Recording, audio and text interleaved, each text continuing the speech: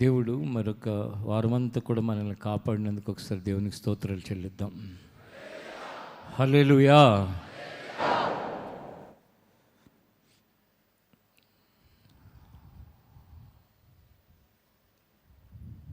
మనం ఎవరినైతే ఆరాధిస్తున్నామో ఆ ఆరాధిస్తున్న దేవుడు సజీవుడు అని మన నోటితో పలికినప్పుడే కానీ, ఆ మాట మన చెవులతో విన్నప్పుడే కానీ హృదయం అంతా కూడా ఉప్పొంగుతూ ఉంటుంది, పులకరిస్తుంది. కారణం ఏంటంటే, నా అనుకున్న మన వాళ్ళు ఎంతోమంది మన కళ్ళ ముందు మన చుట్టూనే ఉన్నా వాళ్ళు మన వాళ్ళు కాకుండా పోతున్న రోజుల్లో ఎటు చూచిన మనుషులకి నిరాశ, భయం, కలవరం, నెమ్మది లేక జీవితాలు అస్తవ్యస్తంగా మారుతున్న కాలంలో సజీవుడు అనే ఆ మాట అంటే జీవించి ఉన్నవాడు, కనపడుతున్న మనిషి మన కోసం ఒకరు ఉన్నారు అంటే ఒక ధైర్యం. ఆ ధైర్యాన్ని మించిన ధైర్యం ఆత్మస్వరూపి అయి అన్ని వేళలా మనతో ఉండగలిగిన మన దేవుడు. ఎప్పుడు ఎక్కడ ఏ విషయానికైనా మన అండ, మన ధైర్యం, మన ఆధారం ఆయన. అది మనస్ఫూర్తిగా విశ్వసించిన వారందరికీ కూడా గొప్ప సంతోషం కలుగుతూ ఉంటుంది. మనం సమాజంలో ఉన్న పరిస్థితులన్నింటినీ బేరీజ్ వేసుకుంటే, చదువుకునే వయసులో చదువు మీద శ్రద్ధ లేనప్పుడు, లేక ఆ చదువు అర్థం కానప్పుడు ఒక రకమైన భయం, ఒక రకమైన ఆందోళన. సరే, ఆ చదువు ఏదో అయిపోయింది, చదవగలిగినంత వరకు చదివారు. ఆ తర్వాత జాబ్ కోసం ప్రయత్నాలు చేస్తున్నప్పుడు ఆ జాబ్ ప్రయత్నంలో అనుకున్న ఉద్యోగం రాలేదనో, లేక అనుకున్న శాలరీ రాలేదనో, లేక రెండు అనుకున్న ఉద్యోగం అనుకున్న శాలరీ ఉన్నా అక్కడ పరిస్థితులు అన్నీ కూడా అనుకూలంగా సమాధానకరంగా లేవను ఏదో ఒక భయం, ఆందోళన. ఇక సరే, జీవితంలో ఇక భయం, ఆందోళన లేని ఆ ఉద్యోగంలోనో లేక పనిలోనో స్థిరపడ్డాను, నా సొంత పని అని అనుకుంటే, కుటుంబంలో ఉన్న పిల్లలు లేకపోతే కుటుంబ సభ్యుల వలన ఒక ఆందోళన, భయం, ఇవన్నీ పర్వాలేదులే, బాగానే ఉన్నాయి అనుకుంటే, ఏ అనారోగ్య సమస్యలు పట్టుకుని ఆ అనారోగ్య సమస్య ఒక తీరని శోకంలాగా భయం కలిగిస్తూ, ఇలా జీవితం అంతా కూడా భయంలోకి నెట్టివేయబడే పరిస్థితులు మనం చూస్తూనే ఉన్నాం. సాతానుకు కూడా కావాల్సింది ఏంటంటే, ఇలాంటి ఒక ప్యానిక్ సిచ్యువేషన్ మన లైఫ్లో ఉండటమే కావాలి. అంటే ఆందోళన పడిపోవటం, కలవర పడిపోవటం, భయపడిపోవటం. ఇప్పుడు చదువులు కూడా ఎలా ఉన్నాయి, లక్షల రూపాయలు కట్టి కోర్సులో జాయిన్ చేస్తారు. ఇంటర్మీడియట్లోనో లేక తర్వాత 10+2 అయిన తర్వాత ఇంజనీరింగ్ కాలేజెస్లోనో లేక ఇంకా ఏదో కోర్సులో, బిజినెస్ అడ్మినిస్ట్రేషనో, అకౌంటింగో, రకరకాలైనవి, వాటి సైన్సో, మెడిసినో ఏదో ఒకటి. అందులో జాయిన్ అయిన తర్వాత వాళ్ళ తల్లిదండ్రుల యొక్క ఆ లెవెల్కి, వాళ్ళ ఎక్స్పెక్టేషన్కి రీచ్ అవ్వలేకపోతున్నాం అనే ఒక ఆందోళన, ఒత్తిడి, వీటన్నిటిలో ఒక భయం, ఒక రకమైన పరిస్థితులు. అందుకే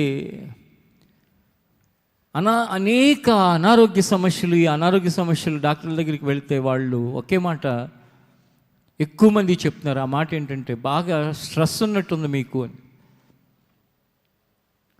స్ట్రెస్ ఉందనుకుంటా మీకు అని డాక్టర్ గారు అంటే, లేదని చెప్పగలగటానికి ఎవరు చెప్తారండి?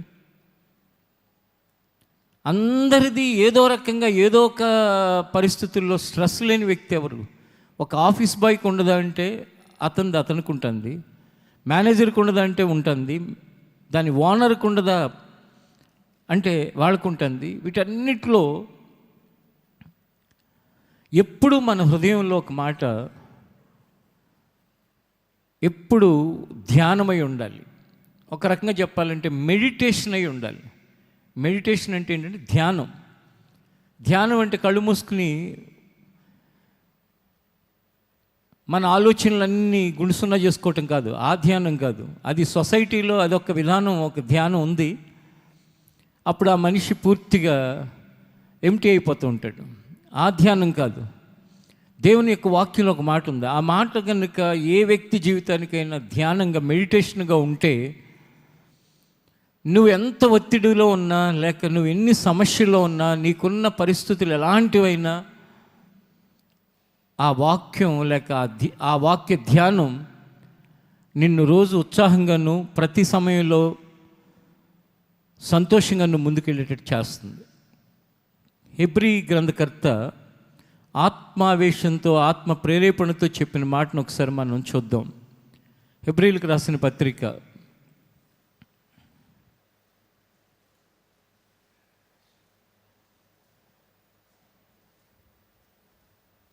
10వ అధ్యాయం 35వ వచనాన్ని చదువుకుందాం.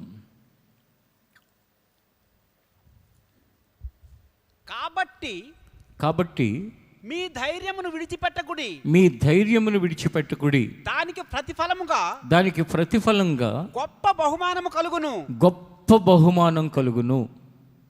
ఏం కలుగుతుందంట? గట్టిగా చెప్పాలి.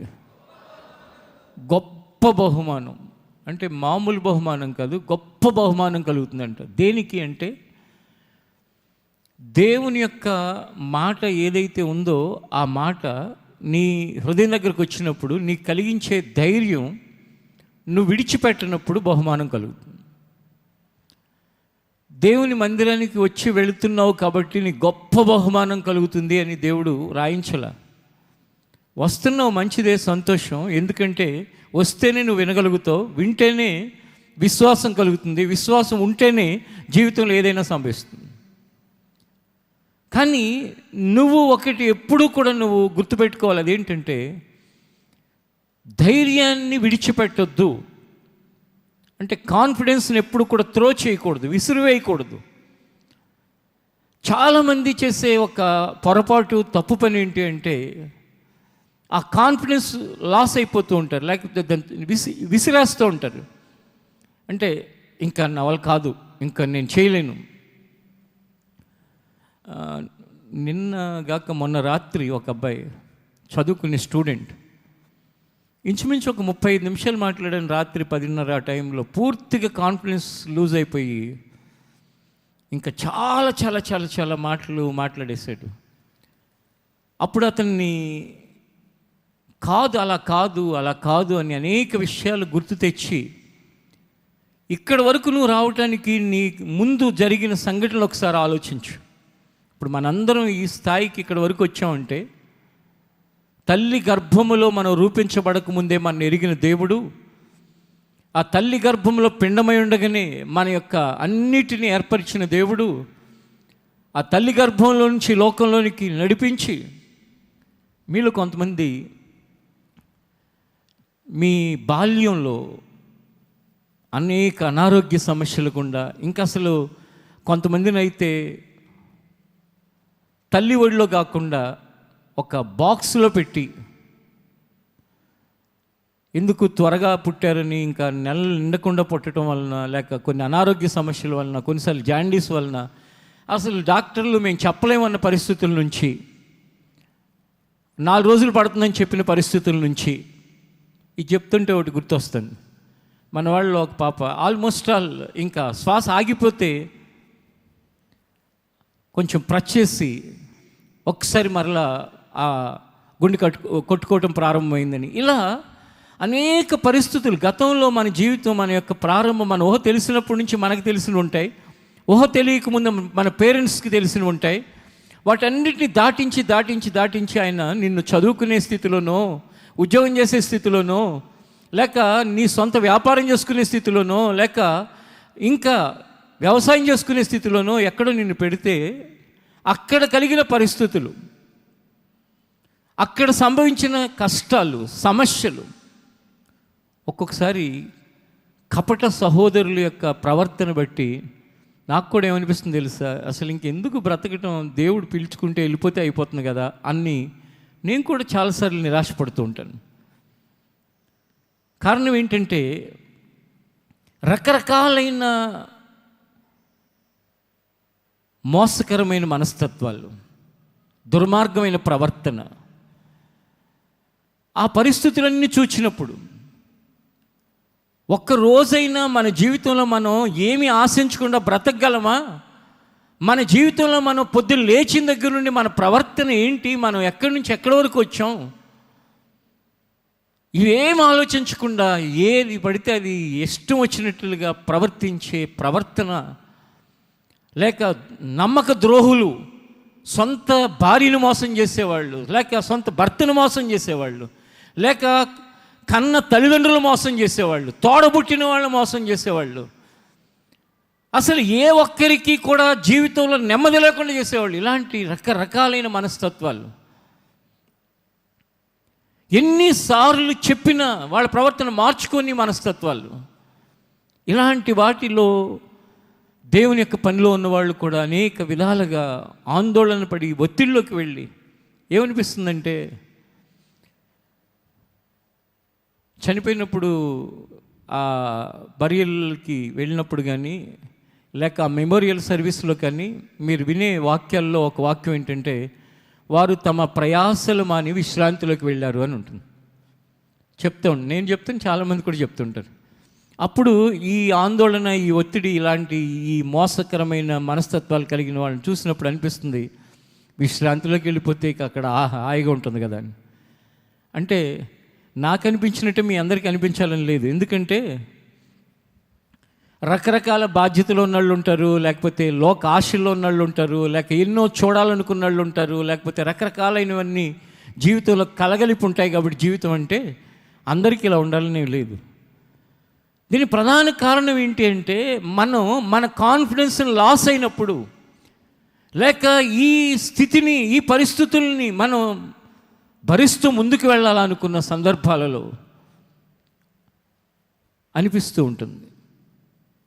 అనిపించినప్పుడు అదే లోకంలో కూడా కొంతమందిని మనం చూస్తాం, బలాన్మరణాలకి సిద్ధమవుతుంటారు. దేనికో తెలుసా? ఇక వాళ్ళకు ఒక హోప్ అనేది లేదు కాబట్టి, వాళ్ళ జీవితానికి ఒక నిరీక్షణ లేదు కాబట్టి, వాళ్ళకు ఒక ఆధారం లేదు కాబట్టి, వాళ్ళ జీవితంలో ఎక్కడో ఒక చోట వాళ్ళు నా ఆలోచన కరెక్ట్ కాదు అని అనుకోవటానికి ఇంకోటి ఆల్టర్నేటివ్ లేదు కాబట్టి, మనకైతే ప్రతి ఆదివారం వాక్యం వింటాం, శనివారాలు వింటాం, లేకపోతే ఇంకా మధ్యలో కూడా వింటాం, చదువుతాం. మనకంటూ కొన్ని మన జీవితంలో ఉంటాయి దేవుని మాటలు. ఒకసారి ఆలోచించండి, మనలో అసలు దేవుని మాట అనేది మన హృదయంలో లేకపోతే మన జీవితం ఎలా ఉంటుంది? ఈరోజు వాక్యం అని కాదు, అసలు దేవుని మాటలే మన జీవితంలో లేకపోతే ఎదుటోని మోసం చేయటానికి ఏమాత్రం భయపడవు, లేకపోతే అపవిత్రమైన ఆలోచనలు నీ హృదయంలో కలగటానికి భయపడవు, మోహపు చూపులు చూడటానికి భయపడవు, లేక మనిషిని దూషించడానికి భయపడవు. అసలు నీకు ఇక ఏముండవు దేవుడి వాక్యం లేకపోతే విచ్చలవిడతాను. అందుకే కొందరు దైవభయం లేని వాళ్ళు, దేవుని మార్గంలో లేని వాళ్ళు, వాళ్ళతో 5 నిమిషాలు 10 నిమిషాలు మనం ఉండలేము. ఎందుకంటే నోరు తెరిస్తే బూతులు, నోరు తెరిస్తే ఎదుటివాడిని ఏదో ఒక విధంగా దూషించటం, లేకపోతే ఆశించినట్లుగా పనిచేస్తూ ఉంటాడు. కానీ దేవుని వాక్యం మన హృదయంలో ఉంది కాబట్టి కొందరికి సండే స్కూల్ లెవెల్ నుంచి, youth meeting level, youth level నుంచి కొందరికి పెద్దవాళ్ళు అయిన తర్వాత ఒకరోజు కాదు కదా, వారాలు వారాలు వారాలు వింటున్న వాక్యాలు మనలో ఉన్నాయి కాబట్టి మనం ముందుకు వెళ్ళగలుగుతున్నాం. ఇక్కడ ఏమని చెప్పబడుతుందంటే, ధైర్యాన్ని విడిచిపెట్టబాకండి. ఎప్పుడు విడిచిపెట్టకూడదు?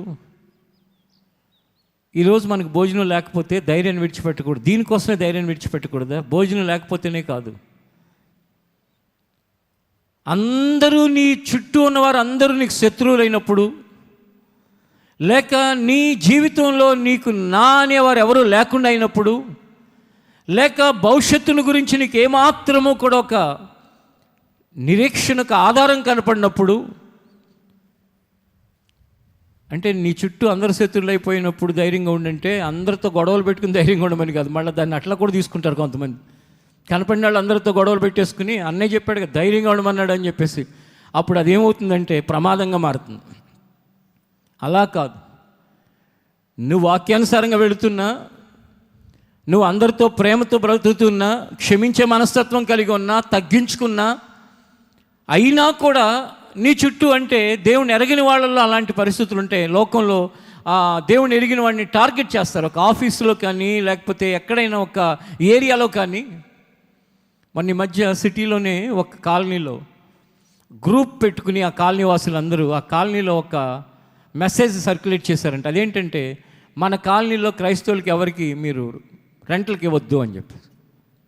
చూడండి, ఏం తప్పు చేశారు? ఆ కాలనీలో ఇంకెవరు రాకూడదా అంటే, ఎవరు చేశారో ఎందుకని వాళ్ళు నిర్ణయాలు తీసుకున్నా మనకు తెలియదు. కానీ అక్కడ కనుక మనం ఉంటే ఆ కాలనీలో, మనం ఆ కాలనీలో ఉన్న వాళ్ళందరికీ మన ప్రమేయం లేకుండా మన శత్రువులు అయ్యాం, లేక మనల్ని వెలివేసినట్టు, లేక మనల్ని ఇష్టపడనట్టు. అలాంటి సందర్భాల్లో ధైర్యాన్ని విడిచిపెట్టకు అన్న మాట అది అక్కడ అప్లై అవ్వాల్సింది. అలాగే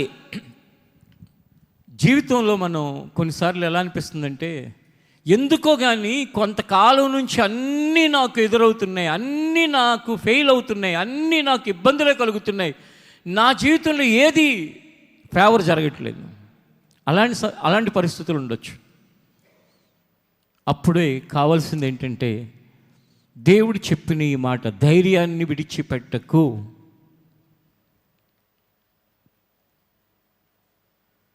ఎప్పుడైతే ఇది నీ మెడిటేషన్ అయి ఉంటుందో అప్పుడు జీవితం ఎంత అద్భుతంగా ఉంటుందంటే, ఒకసారి మీరు బైబిల్లో నుండి ఇదే యోబు గ్రంథం, హెబ్రీయులకు రాసిన పత్రిక, ఇదే హెబ్రీయులకు రాసిన పత్రిక 4వ అధ్యాయంలో ఒక మాట ఉంటుంది. అది కూడా మనం చదువుకుని ముందుకెళ్దాం. చూడండి, 4వ అధ్యాయం 16వ వచనం. కనుక మనము కనికరింపబడి సమయోచితమైన సహాయము కొరకు కృప పొందునట్లు ధైర్యముతో కృపాసనము యొద్దకు చేరుదము. దేంతో? ధైర్యంతో.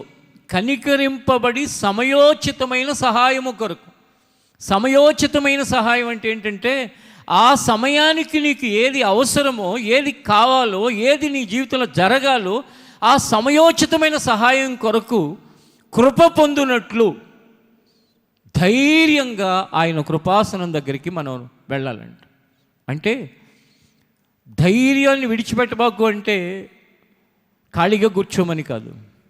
ధైర్యాన్ని విడిచిపెట్టకుండా ధైర్యంతో, దేవా ఇదిగో ఈ సమస్య, ఈ పరిస్థితి ఇది, ఈ ఇబ్బంది ఇది, ఈ ఇబ్బందిలో, ఈ సమస్యలో, ఈ కష్టంలో, ఈ బాధలో, ఈ వేదనలో, ఈ దుఃఖములో ఇదిగో నువ్వు సహాయం చేయాలి. ధైర్యంతో ఆయన కృపాసనం దగ్గరికి వెళ్ళటానికి మనకు ఆయన ఆధిక్యతనిచ్చాడు.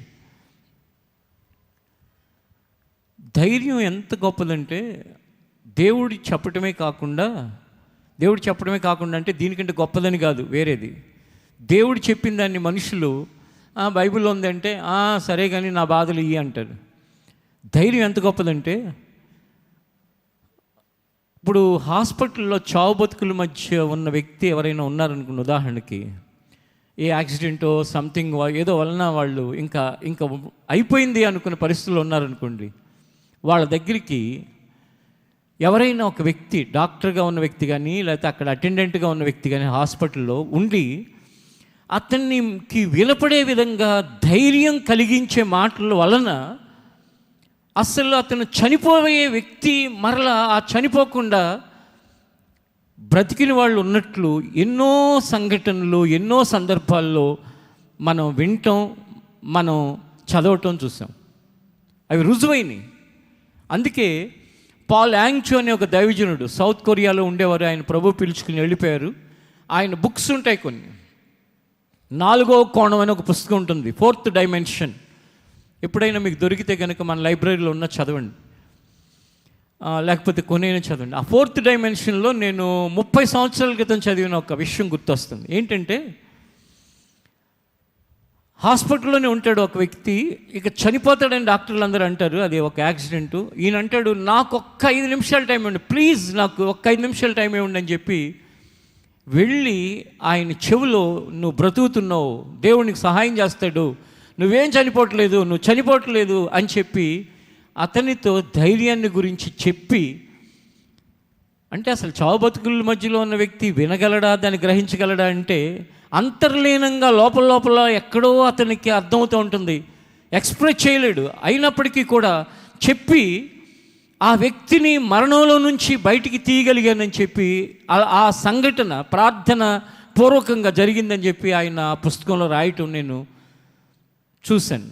అంటే ధైర్యం, దేవుడి మాట అనేది కొన్ని సందర్భాలలో మనుషుల యొక్క జీవితాల్లో ఎంత మెరాకిల్ చేస్తుంది అనటానికి అలాంటివి ఎన్నో ఉదాహరణలు. ఈరోజు ఇక్కడున్న ఎవరైనప్పటికీ కూడా మీ పరిస్థితులు ఏవైనప్పటికీ, ముఖ్యంగా ఈ రోజుల్లో పరిస్థితులు తినటానికి ఆహారం లేకో, కట్టుకోవటానికి వస్త్రాలు లేకో, లేకపోతే ఇంకా కారులు లేకో, ఇళ్ళు లేకో, ఇంకొక బాధలు కాదండి. బాధలన్నీ ఏంటో తెలుసా? కొన్నిసార్లు సమాజంలో మనకు కలుగుతున్న మనుషుల వలన కలిగే సమస్యలు, కొన్నిసార్లు కుటుంబ సభ్యుల వలన కలిగే సమస్యలు, కొన్నిసార్లు నన్ను అర్థం చేసుకోవట్లేదే వీళ్ళు అనే బాధ, లేక నన్ను అసలు ఏమాత్రం కూడా వీళ్ళు గ్రహించరేంటనే బాధ. అంటే ఒక రకంగా చెప్పాలంటే ఫిజికల్ నీడ్స్ కంటే మెంటల్ నీడ్స్ ఇప్పుడు సొసైటీలో చాలా చాలా అవసరం. మెంటల్ అంటే మెంటల్ ఎక్కిందని కాదు, మానసిక అవసరతలు, మానసిక సమస్యలు, మానసికంగా మనుషుల జీవితంలో ఉన్న అనేక భయాలు, కలవరాలు మనిషిని ఆందోళనకు గురి చేస్తున్న రోజుల్లో ధైర్యాన్ని విడిచిపెట్టకుండా జీవితంలో ఎవరైతే దేవుని వాక్యాన్ని ధ్యానిస్తూ ముందుకు వెళుతూ ఉంటారో వాళ్ళ జీవితం మహా అద్భుతంగాను ఆశ్చర్యకరంగాను ఉంటుందనటానికి బైబిల్ చాలా స్పష్టంగా చెప్తున్న విషయాలు ఇవి. ఒకరోజు యోబు కూడా ఏమన్నాడంటే, యోబు గ్రంథాన్ని తెరిస్తే అక్కడైతే ఇంకా అసలు వీటన్నిటికంటే ఆశ్చర్యకరమైన ఒక మాట మనకు కనపడుతుంది. ఆ మాట ఏంటంటే, యోబు గ్రంథం 13వ అధ్యాయం 15వ వచనం.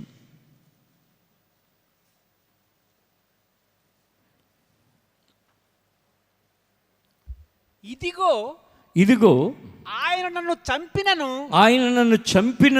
నేను ఆయన కొరకు కనిపెట్టుచున్నాను. ఆయన సన్నిధిని నా ప్రవర్తన న్యాయమని రుజువుపరుతును. ఆయన సన్నిధిని నా ప్రవర్తన న్యాయమని రుజువుపరుతును.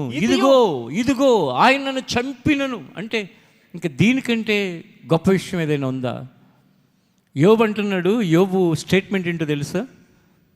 ఇదిగో, స్నేహితులతో చెప్తున్నాడు, ఇదిగో వినండి, నన్ను చంపినా నేను మాత్రం కనిపెట్టుకునే ఉంటాను, కానీ ఆయన మీద ఆధారపడే ఉంటాను, కానీ ఆయన మీద నమ్మకంతోనే ఉంటాను, కానీ నా ధైర్యాన్ని మాత్రం నేను పోగొట్టుకున్నాను.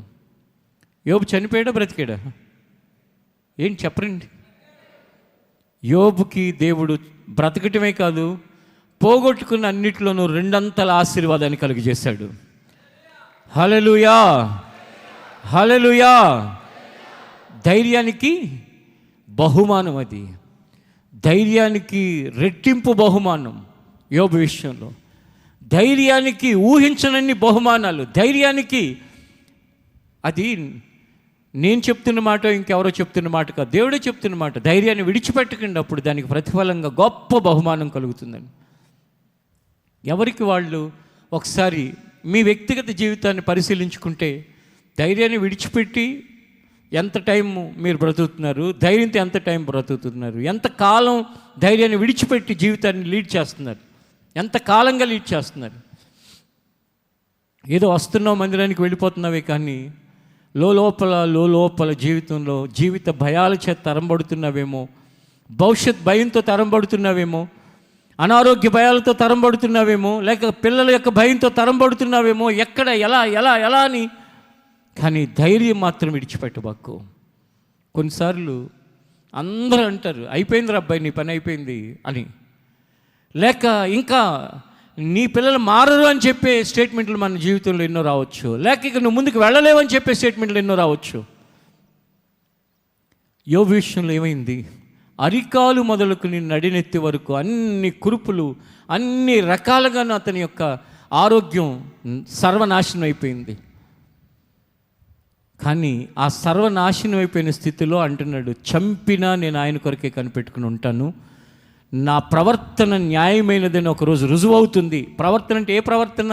నేను మంచివాడిని కాదు, నేను కనిపెట్టుకుని ఉంటే ఏం జరుగుతుందో ఒకరోజు తెలుస్తుంది అన్నాడు. నిజంగానే కనిపెట్టుకోవడం ద్వారా, లేక ఎదురు చూడటం ద్వారా, ధైర్యంగా బ్రతకడం ద్వారా ఒకరోజు ఎలాగో అది తెలిసింది.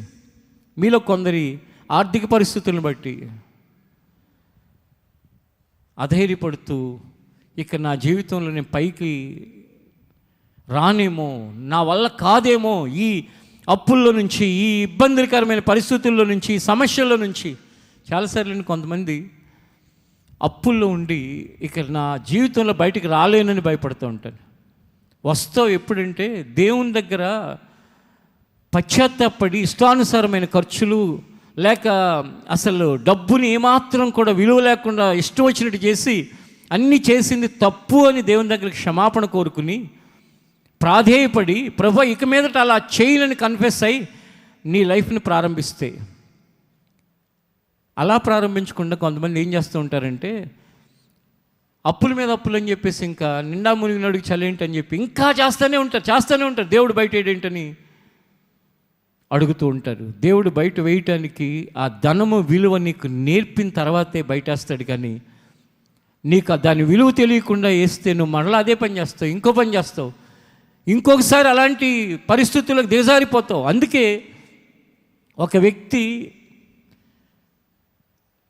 ఇక హోప్లెస్ సిచ్యువేషన్లోకి వెళితే, ఎవరైనా మీలో అలాంటి వాళ్ళు ఉంటే దేవుని యొక్క మాటగా చెప్తున్నాను, గతంలో అప్పులకి కారణమైన నీ యొక్క దుబారా, అంటే అందరూ దుబారా చేసి అప్పులు అవ్వరు, కొన్నిసార్లు కొన్ని వేరే పరిస్థితులను బట్టి అప్పు అవుతారు, జ్ఞానం లేక తప్పు నిర్ణయాలు తీసుకుని.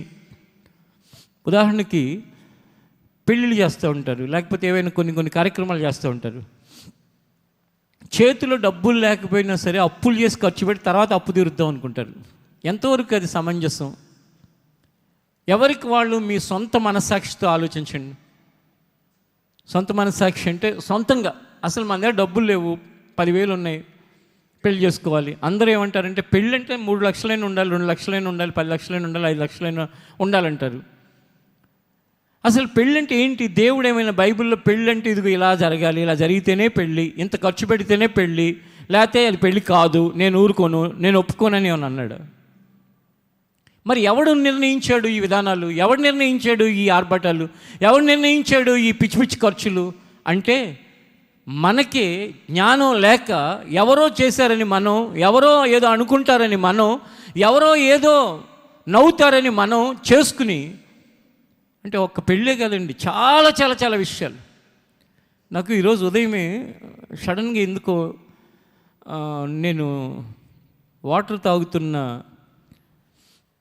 ఆ స్టీల్ ఏదైతే ఉంటుందో ఆ గ్లాసు అక్కడ పెడుతున్నప్పుడు ఆ పెట్టే ఏదైతే ఉందో ఆ టేపై ఇది ఎప్పుడుది అని ఒకసారి ఆలోచిస్తే, 45 సంవత్సరాల క్రితం మా నాన్నగారు మా చిన్నప్పుడు ఎక్కడో వైజాగ్ దగ్గర ఉన్నప్పుడు అప్పుడు చేయించింది. ఒకసారి అప్పుడు అది 40 సంవత్సరాలను గుర్తొచ్చినాక ఒకసారి నా రూమ్ అంతా చుట్టూ చూశాను. అసలు ఈ మధ్యకాలంలో ఒక 5 సంవత్సరాల్లో కొన్నదేమన్నా ఉందా వస్తువు అని చూశాను. ఏం కనపడలే. నా మంచం అది ఒక 25 సంవత్సరాలు, నా బెడ్ ఒక 20 సంవత్సరాల క్రితం. అంటే అది పిసినితనమా, లేక అవసరం లేకపోయినా కొనాలా? మనం ఎప్పుడు ఏవి కొత్త వస్తే, ఏ ట్రెండ్ బాగుంటే, లేకపోతే ఏ డిజైన్ బాగుంటే ఇది మార్చేది, అది మార్చేది, ఇది మార్చేది. ఇప్పుడు ఉన్నవాళ్ళే అసలు అలాంటి పనులు చేయకూడదు, డబ్బును వేస్ట్ చేయకూడదు. కానీ లేకపోయినా ఇది ఓల్డ్ అయిపోయింది, అది ఓల్డ్ అయిపోయింది, ఇది మార్చేద్దాం, అది మార్చేద్దాం, ఇలా ఎన్ని చేస్తూ ఉంటారు ఎంతోమంది. నేను చెప్పేది ఎందుకో తెలుసా? మన తప్పిదాలని దేవుడికి అవమానం కలిగించే విధంగా మారటం, మన అజ్ఞానంతో దేవుని దూషించే విధంగా మనం చేయటం, మన యొక్క చెడ్డ ప్రవర్తన వలన దేవుని దగ్గర కూడా సంతోషం లేకుండా జీవితాలు అయిపోవటం. ఎందుకండి మరి ఇన్ని సంవత్సరాలు ఎన్ని రకాలైనవి మారిపోయినాయి, ఎన్ని ట్రెండ్స్ మారిపోయినాయి, ఏం మారిపోయినాయి? మారితే ఏంటి? ఏదో ఒక కొత్తది మన దగ్గర ఉంటేనే మనం గొప్పవాళ్ళమని కాదు. ఎవరి చేత వేలు పెట్టి చూపించుకోకుండా బ్రతకటం అది ధన్యత. ఎవరి చేత అవమానకరంగా మాట్లాడించుకోకుండా బ్రతకటం అది ధన్యత. ఎవరి వలన నిన్ను బట్టి దేవుడికి అవమానం కలగకుండా బ్రతకటం అది ధన్యత. అంతేగాని ఇష్టం వచ్చినట్టు అప్పులు చేసి మీ దేవుడు అదే చెప్పాడా ఇవ్వద్దని, ఎన్నాళ్ళైంది కట్టవేంటి, ఎప్పుడు కడతావు, తింటలేదా, త్రాగట్లేదా, ఇలా దూషిస్తూ మన్నే దూషించటమే కాకుండా మనం ఆరాధిస్తున్న దేవుని కూడా దూషింప చేయటానికి మనం నడుం కట్టుకోవచ్చా ఒకసారి ఆలోచించండి. ఆల్రెడీ తప్పులు చేసి ఊబిలో ఉన్న వాళ్ళని ఓ ప్రక్కన పెట్టి మిగిలిన వాళ్ళు రాబోయే కాలంలో అయినా ఇలాంటి పిచ్చ పిచ్చ పనులు చేయకుండా జీవితంలో దేవుడు మనకి ఏది ఇచ్చాడో, మనం ఏం కలిగి ఉన్నామో, మన వల్ల ఏది అవుతుందో అంతవరకు జాగ్రత్తగా బ్రతకగలిగితే అప్పులు పాలై ఒక రోజున తలదించుకునే పరిస్థితులు, ఎదుటివాడి చేత తిట్టించుకునే పరిస్థితులు, దేవుని సన్నిధిలో ఉన్న మనశ్శాంతి లేని పరిస్థితులు తెచ్చుకోకుండా మనం బ్రతుకుతాం. కాబట్టి ధైర్యం కోల్పోవటానికి అనేక కారణాలు ఉంటాయి. ఆ కారణాలలో ఎప్పుడైతే నీ పరిస్థితి ధైర్యాన్ని పోగొట్టుకునే పరిస్థితి ఉందో దానికి కారణమైన దాన్ని గుర్తు తెచ్చుకుని, దానికి కారణం నువ్వే ఏదో ఒక రకంగా అయ్యుంటావు. కాబట్టి ప్రభువా, నేను ఇదిగో ఇలా చేశాను, డబ్బు విషయంలో ఇలా ప్రవర్తించాను, ఇలా చేశాను, నన్ను క్షమించు. అనారోగ్య సమస్యలు, ఇదిగో ప్రభువా నేను ఇలా ప్రవర్తించాను, ఇలా చేశాను, నన్ను క్షమించు. ఎప్పుడైతే మనని దేవుడు ప్రశ్నిస్తున్నప్పుడు, దేవుడు దిద్దినప్పుడు, దేవుడు ఖండించినప్పుడు క్షమాపణ కోరుకుని మనం సెటరైట్ అయిపోయి దేవుని పాదాలు పట్టుకుంటామో, నువ్వు ఆర్థిక ఇబ్బందుల్లోనే ఉన్నా, అనారోగ్య సమస్యలోనే ఉన్నా, కుటుంబ సమస్యలోనే ఉన్నా, లేక ఏ సమస్యలో ఉన్నా దానిలోంచి మరలా దేవుడు నేను పైకి లేవనెత్తి ఆశీర్వాదకరంగా ఎలా ముందుకు నడిపించాలో ఆయన చూసుకుంటాడు. కాబట్టి ధైర్యాన్ని విడిచిపెట్టకుండా బ్రతకటానికైతే సిద్ధం కావాల్సిందిగా దేవుని ప్రేమతో మనవి చేస్తున్నాను. ఎప్పుడైతే ధైర్యాన్ని విడిచిపెట్టకుండా బ్రతకటానికి సిద్ధపడ్డామో అప్పుడు జీవితం చాలా అద్భుతంగా ఉంటుంది. ఆదికాండం 39వ అధ్యాయంలో ఉన్న వాక్య భాగాన్ని కూడా ఒకసారి చదువుకుందాం. బైబిల్లో నుండి, పరిశుద్ధ గ్రంథమైన బైబిల్లో నుండి ఆదికాండం 39వ అధ్యాయం 2వ వచనాన్ని ఒకసారి చదువుకుందాం.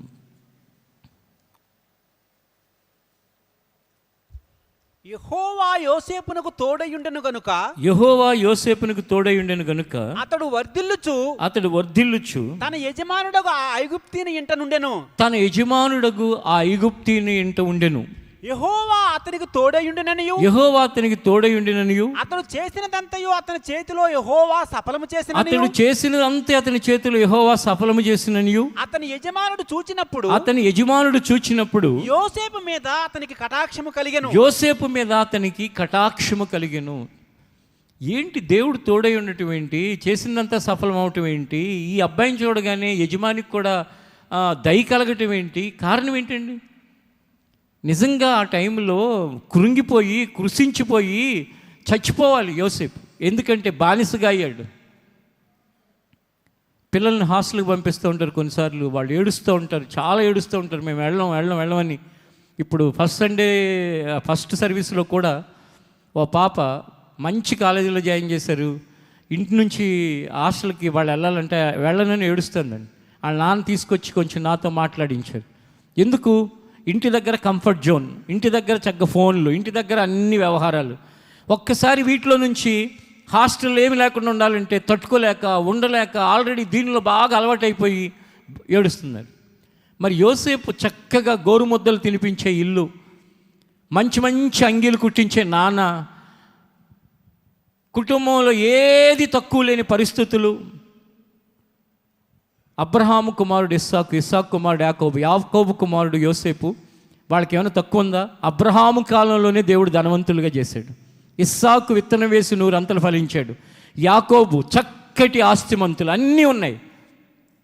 అన్నీ ఉన్నవాడు అనుకోని పరిస్థితుల్లో బానిసగా వెళ్ళాల్సి వచ్చింది. కానీ బానిసగా వెళ్ళినా ధైర్యం మాత్రం విడిచిపెట్టలేదు. ఆమెన్, హల్లెలూయా, హల్లెలూయా. జీవితంలో సడన్గా మన పరిస్థితులన్నీ మారిపోయి మనం ఒక అనాథగా ఒక చోటు నిలవాల్సి వస్తే ఎలా ఉంటావు?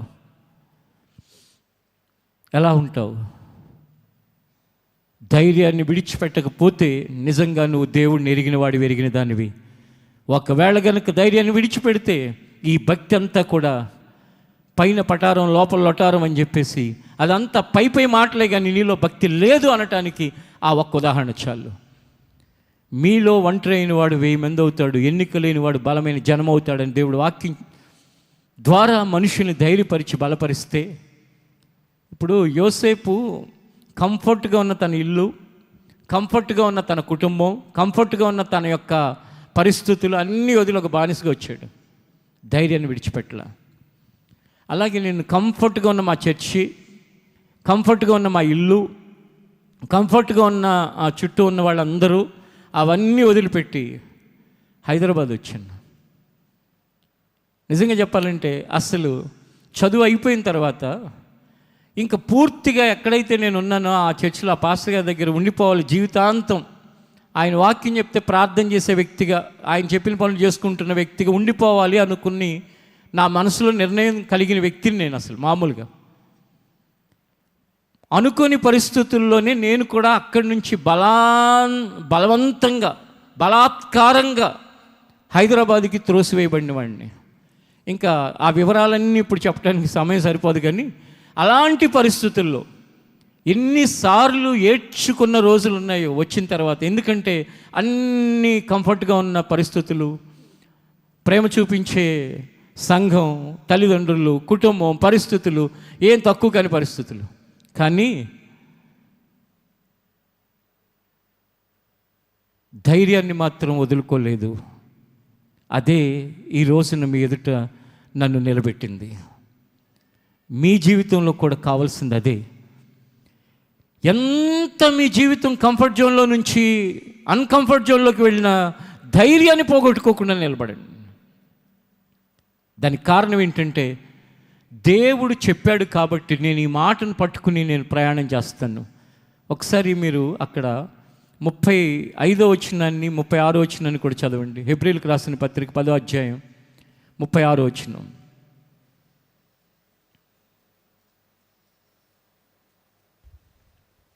మీరు దేవుని చిత్తము నెరవేర్చిన వారై, మీరు దేవుని చిత్తము నెరవేర్చిన వారై వాగ్దానము పొందు నిమిత్తము మీకు ఓరిమి అవసరమై ఉన్నది, మీకు ఓరిమి అవసరమై ఉన్నది. ఇక కాలము బహు కొంచెముగా ఉన్నది. చూడండి, దేవుని చిత్తము నెరవేర్చిన వారే వాగ్దానము పొందు నిమిత్తము మీకు ఓరిమి అవసరమై ఉంది. ధైర్యాన్ని విడిచిపెట్టిన వ్యక్తి కాస్త ఓపికతో ఉంటే గనుక, ఆ దేవుని వాగ్దాన నెరవేర్పు కొరకు ఓపికతో ఉంటే ఒక టైం వస్తుంది. ఆ టైంలో నువ్వు అద్భుతంగా దేవుని వాగ్దానాల ఫలాలను చూస్తావు, ఆశ్చర్యకరమైన కార్యాలు జరుగుతాయి. దీంతోపాటు 32, 33 కూడా ఒకసారి చదవండి. ఆ పై వచనాలు ఉంటాయి. అయితే మీరు వెలిగింపబడిన మీదట శ్రమలతో కూడిన గొప్ప పోరాటము సహించిన పూర్వ దినములు జ్ఞాపకము తెచ్చుకొనుడి. ఒక విధముగా చూచితే మీరు నిందలను బాధలను అనుభవించుట చేత 10 మందిలో ఆరడిపడితిరి. మరి ఒక విధముగా చూచితే వాటిని అనుభవించిన వారితో పాలివారులైతిరి. ఎలాగనగా మీరు ఖైదులో ఉన్న వారిని కరుణించి మీకు మరి శ్రేష్టమైనది స్థిరమైనదియునైనా స్వాస్థ్యం ఉన్నదని ఎరిగి మీ ఆస్తి కోల్పోవుటకు సంతోషముగా ఒప్పుకుంటిరి. వాళ్ళ గురించి చెప్తున్నాడు. భక్తులైన వారు అవమానాలు పడ్డారు, నిందలు పడ్డారా, ఆస్తులే పోగొట్టుకున్నారా, అవమానకరమైన మాటలే పడ్డారా, శ్రమలే పడ్డారా, ఎన్ని పడ్డారు, అయినా మీరు నిలబడ్డారు, ధైర్యాన్ని విడిచిపెట్టలేదు. మీకు ప్రతిఫలం గొప్పది కలుగుతుంది. ఎప్పుడైనా చూసుకోండి, ఒక వ్యక్తి ఒక స్థాయికి, ముఖ్యంగా ఆత్మ సంబంధమైన వ్యక్తి అనేక మంది జీవితాలకి ఆశీర్వాదకరంగా నిలవాలి అంటే ధైర్యాన్ని విడిచిపెట్టకుండా శ్రమల గుండా, అవమానాల గుండా, నిందల గుండా, హేళన గుండా, నష్టాల గుండా వెళ్ళాల్సిందే. కానీ ఈ దినాలలో మనుషుల యొక్క ప్రవర్తన ఏంటో తెలుసా? శ్రమని తట్టుకోలేరు, నిందను భరించలేరు, అవమానాన్ని ఓర్చుకోలేరు. ఓరిమి అవసరం అంటే ఓరిమి అసలు నాకు ఉండనే ఉండదు అన్నట్టుగా ప్రవర్తిస్తూ ఉంటారు. ధైర్యం ఊరికూరికే విడిచిపెట్టేస్తూ ఉంటారు. అయిపోయింది, ఇంకా నా జీవితంలో ఇంకేమీ లేదు అని కంగారు పడిపోతూ ఉంటారు. కానీ దేవుడు చెప్తున్నాడు, కాలాలు మారినా, సమయాలు మారినా, మనుషుల యొక్క స్వభావమే మారినా, తరాలు మారినా, పాత జనరేషన్లో తేలిక ధైర్యంగా ఉండటం అనేది ఒక తరం మారినాక ఇంకొంచెం కష్టం అవుతుంది. ఇప్పుడు వచ్చే తరానికి మరీ కష్టమైపోతుంది, చిన్నవి కూడా తట్టుకోలేని పరిస్థితులు. అందుకని హాస్పిటల్ వాళ్ళు కూడా మొన్న ఈ మధ్య ఒక ఆయన చెప్తున్నాడు, అసలు చిన్న సమస్య రాగానే ఎంఆర్ఐ, సిటీ స్కాను, లేకపోతే పెట్ సిటీ ఇట్లా వెళ్ళిపోవటమే. అసలు సిటీ స్కాన్లు, ఎంఆర్ఐ స్కాన్లు ఎంత రేడియేషనో, దానివల్ల ఎంత నష్టమో కొంచెం మెడికల్ బ్యాక్గ్రౌండ్ ఉన్న వాళ్ళకి నేను చెప్పేది అర్థమవుతుంది. ఏం లేదు, డబ్బులు ఉన్నాయి జేబులో, బ్యాంకులో బ్యాలెన్స్ ఉంది, చిన్న సమస్య కడుపులో నొప్పి స్కాన్ చేసేయండి, తలనొప్పి సిటీ స్కాన్ తీసేయండి. నేను కనుక ఉన్నట్టు వివరించానంటే కనుక మీరు నవ్వుకోలేక చేస్తారు. అంత ఘోరమైన పనులు చేస్తున్నారు కొంతమంది. కారణం ఏంటంటే ఏదో నేను కాపాడేసుకోవాలి నా ప్రాణాన్ని, ఏదో అయిపోతుంది, ఏదో జరిగిపోతుంది, ఒక భయం. తప్పు లేదు. ఎప్పుడంటే దానిలో ఎక్స్పర్ట్ అయిన డాక్టర్ గారు రాస్తేనో, లేకపోతే ఇద్దరు డాక్టర్లలో ఇద్దరు చెప్తేనో ఏదేం చేస్తే తప్పలేదు. కానీ అసలు డాక్టర్ దగ్గరికి వెళ్ళేది లేదు, ఏం లేదు. డైరెక్ట్గా ఆ రేడియాలజిస్ట్ దగ్గరికి, లేకపోతే ఆ టెస్టులు చేసే దాని దగ్గరికి, డయాగ్నోస్టిక్ సెంటర్కి వెళ్ళిపోవటం, టక్ ఇవన్నీ చేసేయటం. ప్రియమైన వారలారా, కాస్త ఓపికతో ధైర్యాన్ని విడిచిపెట్టకుండా ప్రతి విషయంలో ఉంటే దానికి వచ్చే బహుమానం మామూలు బహుమానం కాదు. దేవుడు ఇక్కడ రాయించిందేమో ఆత్మ సంబంధమైన విషయాలు అయితే, కొన్ని నేను ఇహ సంబంధమైన విషయాలను కూడా జ్ఞాపకం చేస్తూ మీకు ఎందుకు చెప్తున్నానంటే, అక్కడ కూడా మీ జీవితంలో ధైర్యం విడిచిపెట్టకుండా ఓపికతో ఉంటే ఎన్నో విధాలైన మేలులు జీవితంలో పొందుతారు. అది ఎక్కడైనా కూడా ధైర్యాన్ని విడిచిపెట్టారంటే, ఇహ సంబంధమైన విషయాలైనా, పర సంబంధమైన విషయాలైనా, శరీర సంబంధమైన విషయాలైనా, ఆత్మ సంబంధమైన విషయాలైనా, నీ ఆరోగ్య విషయమైనా, నీ ఆర్థిక విషయమైనా, లేక నీ కుటుంబ విషయమైనా, పిల్లల విషయమైనా. తప్పులు చేస్తారండి పిల్లలు. చేయగానే తప్పులు చేసేవరకునేమో ఏం పట్టించుకోరు, తప్పేదైనా జరగంగానే వాళ్ళని పిచ్చకొట్టుడు కొట్టేస్తారు.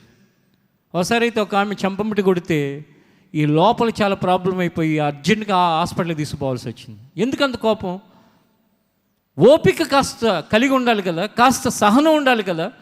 జీవితంలో తప్పు చేశాడు, కానీ దాన్ని ఎలా సాల్వ్ చేయాలి, ఎలా సరిచేయాలి, ఎలా ముందుకు నడిపించాలి. ఈ మధ్య ఒక పిల్లోడిని, నువ్వు ఇన్ని తప్పులు చేసావు కదా, మీ అమ్మా నాన్నలకి తెలిస్తే ఏమవుతుంది అన్న. ఇంకా నన్ను బతకనేవారు చంపేస్తారన్నాను. అంటే వాడి మైండ్లో వాళ్ళ మీద అంత భయంతో ఉన్నాడు. కారణం ఏంటంటే కోపం వచ్చినప్పుడేమో అసలు పశువులను కూడా కొట్టరు, అట్లా కొట్టి పడేస్తారు. మిగతా రోజులు అస్సలు పట్టించుకోరు. అలాంటి ప్రవర్తన మానండి. మీకు పనులు చాలా ఉండుండొచ్చు, మీరు డబ్బు సంపాదనలో చాలా బిజీగా ఉండొచ్చు, ఉద్యోగంలో చాలా ఒత్తిడి ఉండొచ్చు, ఏదైనా ఉండొచ్చు. కానీ కాస్త ఓపిక పట్టండి. పిల్లలు దేవుడు కాపాడుతాడు. ఒకవేళ ఒక పరిస్థితులు దారి తప్పినా దేవుడు తప్పకుండా వాళ్ళ దారిలోకి తీసుకొస్తాడు అని ధైర్యంతో ఉండండి. తర్వాత కాలంలో మీరు చూస్తే ఒకానొక రోజు వీడినేనా నేను అనుకుంది, ఈమెనేనా నేను అనుకుంది, నిష్ప్రయోజనకరమైన వాడు అనుకున్నాను, వీడు బాగుపడ్డు అనుకున్నాను, వీడు ప్రయోజకుడు కాడు అనుకున్నాను, వీడు మాట వినడు అనుకున్నాను, కానీ ఇలా మారిపోయాడు అని ఆశ్చర్యపడే విధంగా జీవితాల్లో దేవుడు అద్భుతాలు చేస్తాడండి. అందుకే వాగ్దానమును పొందు నిమిత్తము మీకు ఓర్మి అవసరమై ఉందని చెప్పిన మాటను ఒకసారి మన హృదయంలో దాచుకుని ధైర్యాన్ని విడిచిపెట్టకుండా ఓపికతో ఆ వాగ్దాన ఫలమును అనుభవించడానికి మన ఈ ప్రయాణంలో ముందుకు కొనసాగుదాం. అది ఏ కారణం చేతైనా కావచ్చు. ఇప్పటి వరకు దేవుడు నా హృదయంలో పెట్టి మాట్లాడించిన విషయాలు కావచ్చు. ఒకవేళ దానిలో లేని ఏదో ఒక బాధతో నువ్వు ఉండొచ్చు, ఏదో ఒక సమస్యతో ఉండొచ్చు. అవి కుటుంబ సమస్యలు కావచ్చు, రక్త సంబంధులతో సమస్యలు కావచ్చు, కోర్టు సమస్యలు కావచ్చు, ఏవైనా కావచ్చు. కానీ ధైర్యాన్ని మాత్రం విడిచిపెట్టకు. ఒకరోజు వస్తుంది దేవుడి మాట ఎంత గొప్ప కార్యాన్ని నా జీవితంలో చేసిందని నువ్వు ఆశ్చర్యపోతావు. ఇప్పుడు ఈ మందిరంలో కూర్చుని మనం ఆరాధన చేసుకుంటున్నాం. 2019 డిసెంబర్లో ఇది రిజిస్టర్ అయింది. 2019 డిసెంబర్, 20 డిసెంబర్, ఒక సంవత్సరం అయిపోయింది. పర్మిషన్స్ రావట్లా. 21 అయిపోయింది, 22 అయిపోయింది. చాలాసార్లు ఒక నిరాశ కలిగేది. దానికి కారణాలు కూడా ఇప్పుడు వివరించడానికి సమయం చాలదు. కానీ 23 డిసెంబర్ వచ్చింది, ఈ మందిర ప్రతిష్ఠ జరిగింది.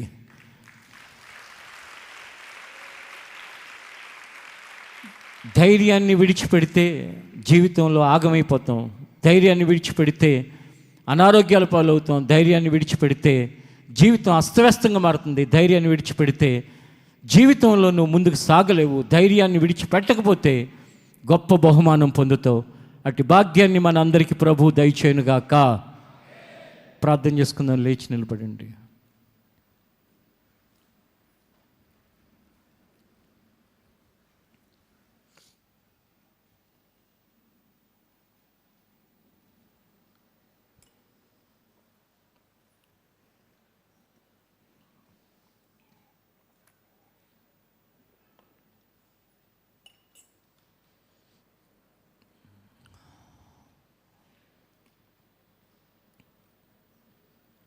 ప్రభువా, నేను ధైర్యమును విడిచిపెట్టకుండా బ్రతకటానికి నా జీవితంలో నన్ను సిద్ధపరచమని దేవుణ్ణి అడుగు. ఈ మాట అడగటానికి సాతాను ఒప్పుకోడు. ఎందుకంటే ధైర్యం విడిచిపెడితే వాడికి కావలసినంత పని నీ జీవితంలో దొరుకుతుంది.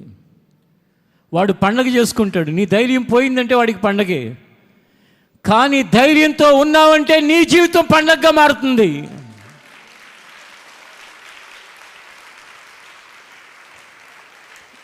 చేతులారా సాతానుకి పండగ కలిగిస్తావా? నీ జీవితం పండగగా మార్చుకుంటావా? నీ చేతుల్లో ఉంది. దేవుడు తన వాక్కు ద్వారా నిన్ను దర్శిస్తూ నిన్ను అడుగుతున్నాడు, నా కుమార్తె, నా కుమారుడా, విన్నావా? ఎలా బ్రతకాలని అనుకుంటున్నావు? చెప్పు దేవునితో. ప్రతి ఒక్కరూ కూడా ఈ సందర్భంలో దేవుని సన్నిధిలో ఒక మాట మాట్లాడండి. ప్రభువా, ఇది నా పరిస్థితులు, ఇవి నా సమస్యలు, ఇవి నాకున్న స్థితిగతులు, నాకు సహాయం చేయి. దేవా, నన్ను బలపరచు.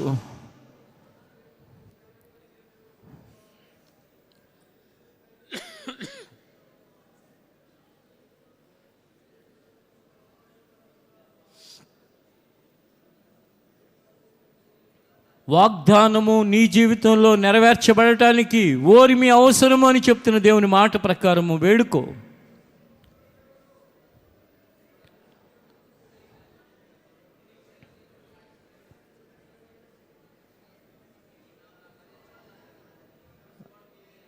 ఆ చివరి లైన్ వరకు ఎలుగెత్తి ప్రార్థన చేయాలి. దేవునికి అప్పగించుకోవటానికి సూచనగా మీ 2 చేతులు ఎత్తి, అయ్యా, ఇదిగో నా జీవితం నీ చేతుల్లో పెడుతున్నాను. ఇదిగో ప్రభు, నా కుటుంబం నీ చేతుల్లో పెడుతున్నాను. ఇవిగో నా పరిస్థితులు నీ చేతుల్లో పెడుతున్నాను. నువ్వు చదువు విషయమైనా, ఉద్యోగ విషయమైనా, ఏ విషయమైనా ఈ మధ్యాహ్నకాల సమయం దేవుడు నీ వైపు చూస్తున్నాడు. నువ్వు ఏం అడుగుతావా? ఏం చెప్పబోతున్నావా? ఏం వేడుకోబోతున్నావా? అయ్యా, ఇదిగో క్షమించు నా ప్రవర్తనని, నన్ను బయటికి తీ, ఈ కష్టాల్లో నుండి, ఈ శ్రమలో నుండి, ఇబ్బందిలో నుండి, ఈ బాధలో నుండి.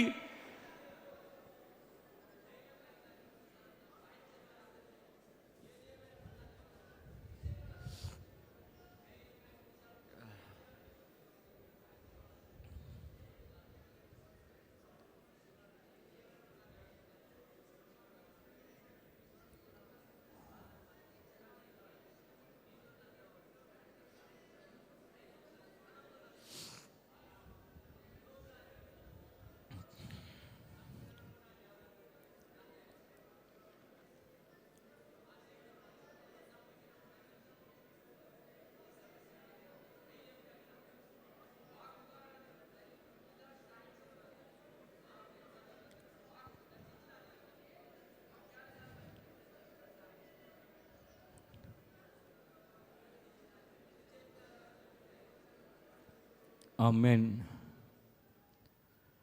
అందరం కలిసి ఒక విషయం ప్రార్థన చేద్దాం. ఈ అకాడమిక్ ఇయర్ స్టార్ట్ అవుతుంది కదా, ఈ సంవత్సరం చదువులన్నింటిలో దేవుడు సహాయం చేసి చదువుకోలేక లేక ఆ చదువులు అర్థం కాక భయపడే వారందరినీ కూడా ధైర్యంతో ముందుకు వెళ్ళే భాగ్యాన్ని దయచేయమని ప్రార్థన చేద్దాం.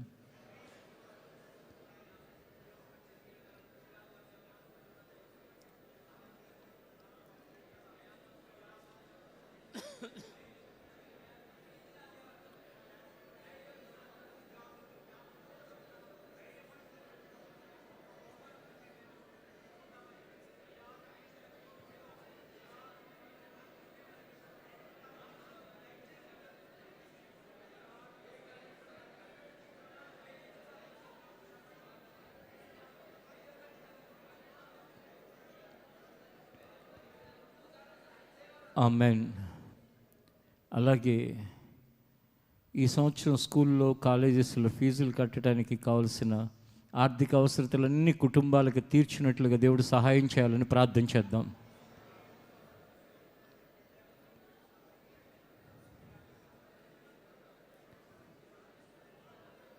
దేవుడు మీకు ఇచ్చిన స్వరాలంతా ఎత్తి ప్రార్థన చేయండి. ఎలుగెత్తి అని ఉంది వాక్యం. వారు ఎలుగెత్తి మొరపెట్టగా దేవుడు వారి ప్రార్థన ఆలకించాడు.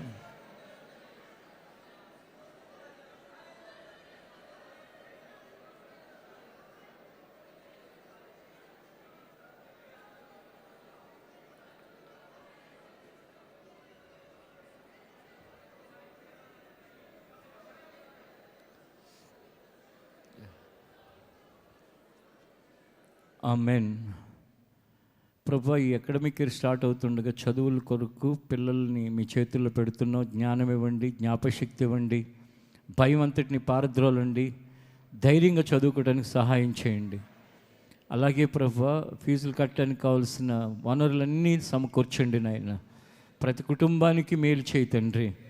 ఎవరికి ఏ విషయంలోనూ ప్రభా వారి జీవితంలో ప్రభా ఇబ్బంది పడకుండా మీరే మార్గాలను తెరవండి నాయన. మీ సహాయమును అనుగ్రహించండి తండ్రి. అదే రీతిగా ఈరోజు నీ వాక్య ప్రకారం నాయన ధైర్యాన్ని విడిచిపెట్టకండి, ప్రతిఫలంగా గొప్ప బహుమానం కలుగుతుందని చెప్పావు. ఒక రకంగా ప్రభువా, ఇది చిన్నవారు మొదలుకొని పెద్దవారి వరకు ప్రతిదినము కలిగే ఒక శోధనేనైనా. ఎందుకంటే ఎన్నో పరిస్థితులనైనా, అనారోగ్య సమస్యలు, ఆర్థిక సమస్యలు, కుటుంబ సమస్యలు, ఇరుగు పొరుగు వారితో సమస్యలు, అన్ని సమస్యలేనైనా ఆ సమస్యలలో ధైర్యాన్ని పోగొట్టుకుంటున్న ప్రతి ఒక్కరిని ఈరోజు మీ వాక్ ద్వారా దర్శించారు కాబట్టి హృదయాలను తాకండి నాయన. మార్పు దయచేయండి ప్రభువా. నిశ్చయముగా తండ్రి, ప్రతి ఒక్కరూ కూడా ప్రభువా ఒక తీర్మానంతో ముందుకెళ్ళడానికి సహాయం చేయండి. ఒక నిబంధన నీతో చేసుకోవటానికి కృప చూపు నాయన. మేము నిబంధన జనులమై బ్రతికేటట్లు కార్యం చేయను ఆయన. దేని విషయంలో ధైర్యాన్ని విడవక సాగిపోయే భాగ్యాన్ని అనుగ్రహించు. తద్వారా ప్రతిఫలంగా గొప్ప బహుమానం దయచేయను. యోబు అంటున్నాడు, చంపినా నా ధైర్యం నేను వదలను అన్నాడు నాయన. చంపినా వదలను అంటున్నాడు నాయన. నిజముగా గొప్ప విషయం నాయన, ఎంతో గొప్ప విషయం ప్రభువా. వాగ్దానములు మా జీవితంలో పొందు నిమిత్తము, అవి నెరవేర్చబడు నిమిత్తము ఓరిమి అవసరం అన్నావు. ఆ ఓరిమి అనగా ఓపిక అవసరం నాయన. ఆ ఓపిక దయచేయండి. పరిచర్య అంతటిని మీ చేతులకు అప్పగిస్తున్నాను. ఈ ఆరాధనలో కూడి వచ్చిన వారిని, దీని దూరం వినేవారందరినీ అప్పగిస్తూ మీ చేతుల్లో మమ్మల్ని మేము సమర్పించుకుంటూ నీ వాక్యము మాలో నెరవేర్చండి. నీ వాక్యము మాకు ధ్యానముగా మార్చండి. తద్వారా గొప్ప బహుమానాలు దయచేయమని యేసు నామములో అడుగుచున్నాం తండ్రి. ఆమెన్.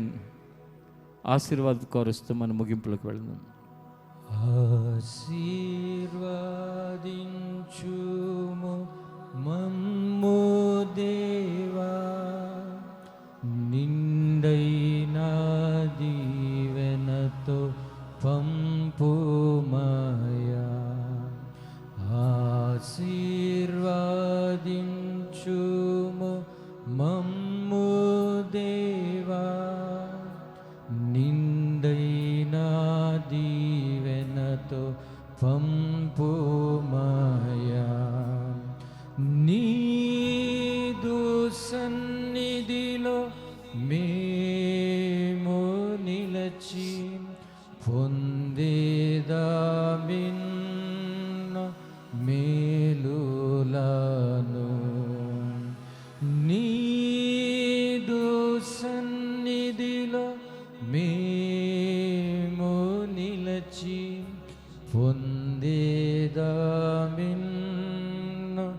మేలులను పొందేదా మిన్ను మేలులను, పొందేదా మిన్ను మేలులను.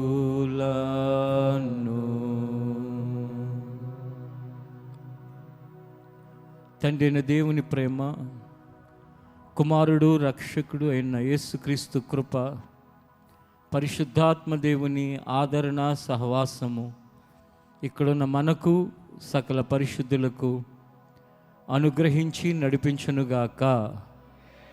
ఆమెన్. ఈ ఆరాధన ముగింపులో మీ అందరికీ నా వందనాలు.